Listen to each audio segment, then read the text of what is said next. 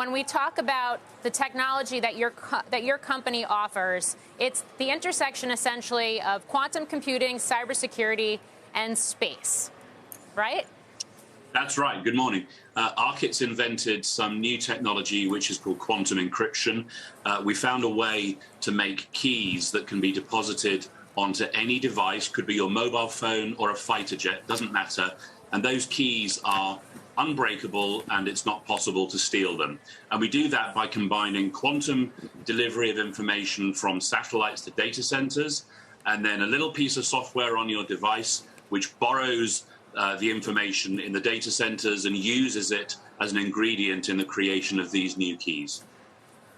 All right. So you have, I believe, $130 million in contracts from both corporations and governments so far, another $1.1 billion in the pipeline. And it looks like come 2023, one of your investors and partners, Virgin Orbit, Sir Richard Branson's other space company that's getting ready to also go public via SPAC, is going to launch satellites as well. What does the growth of your portfolio and the services that you have to offer look like, not only over the coming months, but coming years? The product of Arqit is very simple. It's just a 200-line of code piece of software that sits on your device.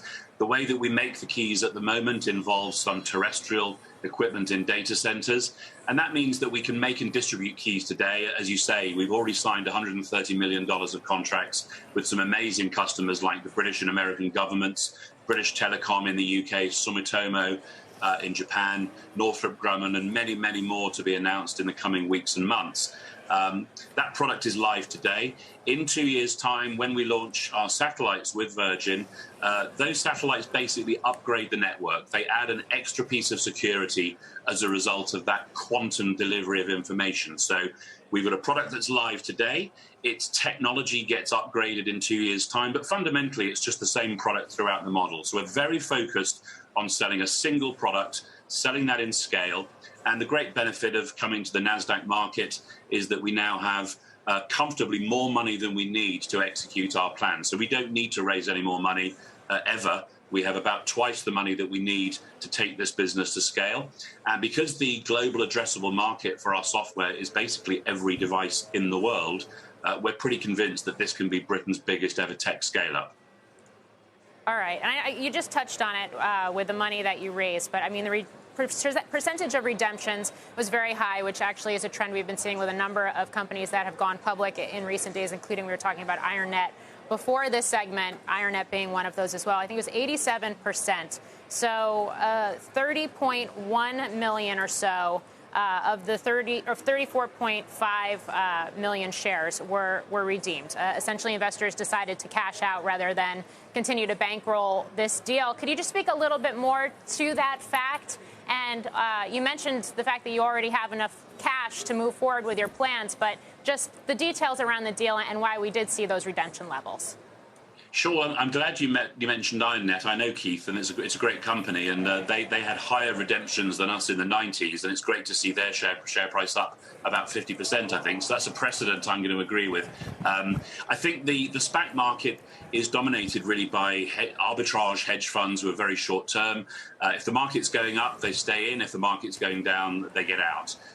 So, there were 4 companies that had higher redemptions than us in the last 2 weeks.